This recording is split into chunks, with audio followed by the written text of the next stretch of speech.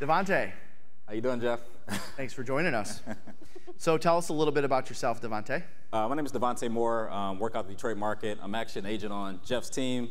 Been in the business about 6 years. 4 have been with Jeff. I went through a 6-month ISA program. Thanks for getting us that pay raise, Justin, for that time.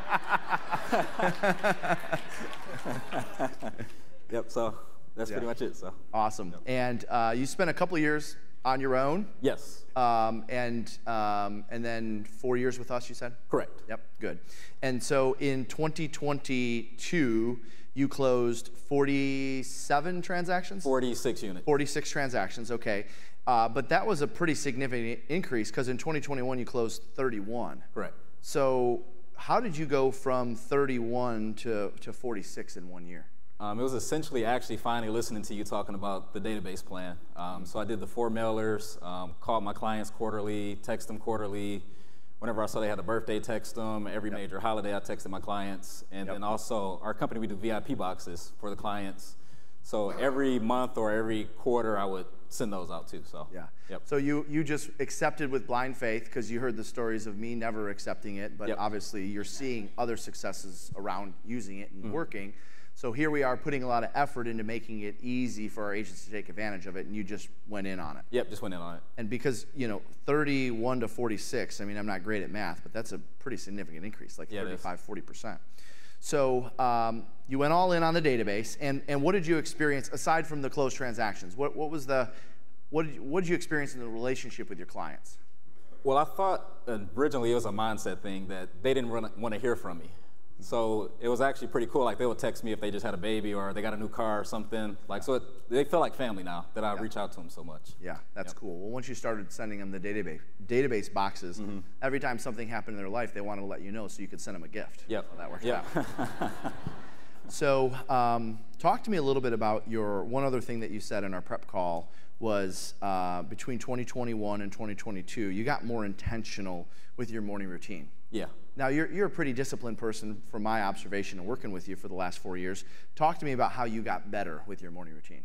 So really just adding accountability to it. So you can say you're going to get to the office at 7:30 or 8 o'clock or 9 o'clock, but agents in our office, I say, hey, if I'm not in the office on time, I'm paying you $100. So it's like, I'm rushing to the office. I'm not going to pay you $100. And then also, I'm in an accountability group with TK, and every morning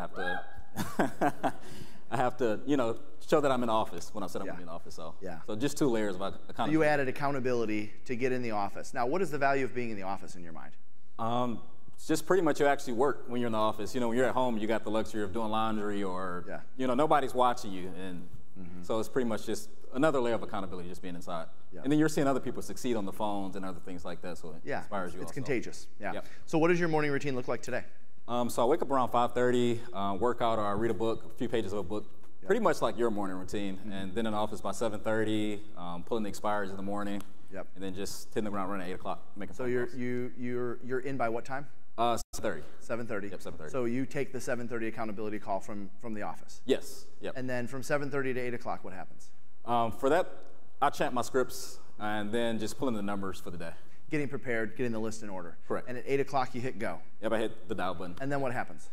Calling for 2 hours, just hitting the new expires, the old expires, and then from that point, I'll switch over to either buyer leads or some circle prospecting. Got it. Buyer leads or circle prospecting. And does anything happen at 10 a.m.? So we have our 10 a.m. meetings twice a week. So I'm either doing that or I'll watch some type of mindset video. Yeah. So you're consciously, whether it's forced or not, doing something to get better with your skills. Yep. Good. And then 10:30 rolls around. Then what? So back on the phones, either doing buyer leads or some circle prospecting. Got it. Yep. Okay. So talk to us a little bit about buyer leads, because I know you're pretty good with. I mean, you're good with both buyers and sellers. Yep. But you shared with me one of your secrets about having success with buyers is through text messaging. Yes. So tell us what that looks like. Yep. So first, always I recommend calling them first, trying to get them on the phone, because that's when you can get all the information out of the buyer, what they're looking for, their motivation. However, most won't pick up the phone. So I just send a very direct text. Hi, my name is Davonte with Glover Agency. I saw you were looking for homes in Southfield. And I'll just say, are you still looking to buy a house? And I found with text message, you have to really be direct and get them to answer a yes or no question. Yeah. Yep. Yeah, so don't go into this long paragraph. Yeah, just a quick 1 or 2 line sentence. Got it. Yep. And you'll do that with new leads and old leads? New leads and old leads. And it's actually a lot of gold in the old leads. It's weird. Because like you said, when buyer leads come in, they're actually not ready for another 4 to 6 months. Some of them are 6, 12 months out. Yep. Yeah. So do you utilize a CRM for some of that? Yes, we use Sync. Okay. Yep. And so how often do you go into the CRM each day? Daily. Daily? Daily, yep. Okay. And 30 minutes, 50 minutes? Only about 30 minutes a day. 30 minutes a day. And then you can just do a quick mass text. Yeah, I was going to say, so what do you do when you're in there? Yep, so first, it's just more of a mass text. Just because it's quicker, you get more response. And then if it's cities I like, I'll just pick up the phone and call them. Got it. But all the new stuff, when they just come in, I call them. So. Yep. Good. It's not necessarily something that we talked about, but I know it's something that would probably be easy for you to talk about. What about social media? You seem to be doing a pretty conscious job over the last year or two in building your social media presence. Can you talk to us about some things you're doing? Yep, so with social media, I try to keep it as professional as I can, but I do show personal side too. Yeah. So pretty much every closing, I get a picture with the client and I post it either on my story or on my post, because all clients don't want to be, you know, sometimes they're not dressed to take a picture because they're moving or doing whatever, but every time I have a win or a success, I post it, real estate related.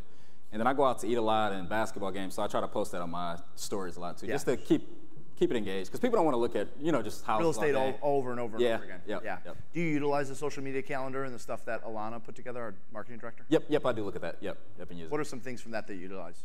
Just like doing things to motivate, things to educate, and then to, you know, like train your clients too. So I don't follow it to a T, but I do look at things for, you know, ideas for inspiration to use. So the social media calendar I'm referring to, we'll talk a little bit more about tomorrow, because we've updated some things to it, so I think you guys will appreciate the value from that.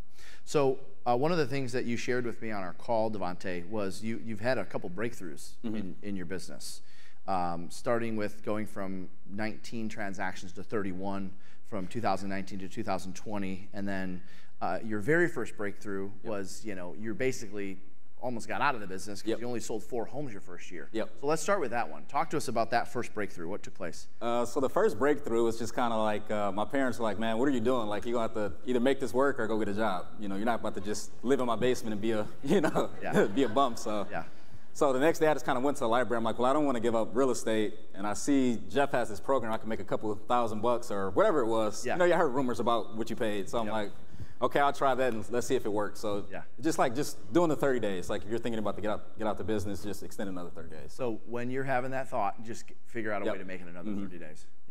And so what would you say was the one thing that took you from 4 units to 18 closed in that 1 year? I would say, well, you gave me a swift kick in the butt. One day in the office, in front of everybody, you're just like, man, what are you doing all year? Like, what have you been doing all year? I'm just like,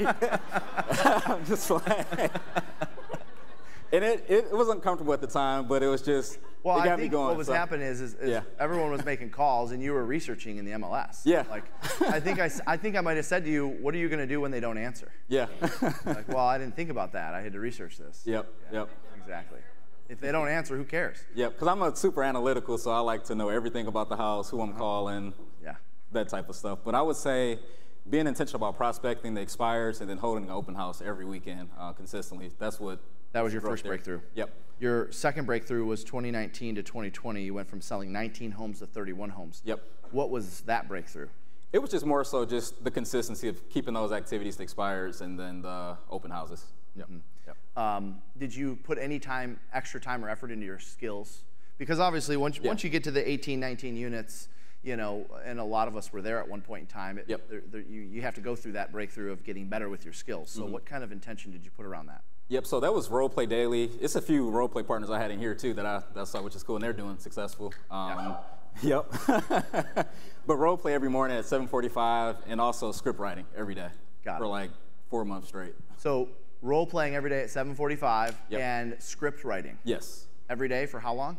For 30 minutes a day. I was in an accountability group, so I had to do it. If I didn't send my scripts in, it's $100 to everybody in the script group. So it sounds to me like you put a lot of accountability measures in place.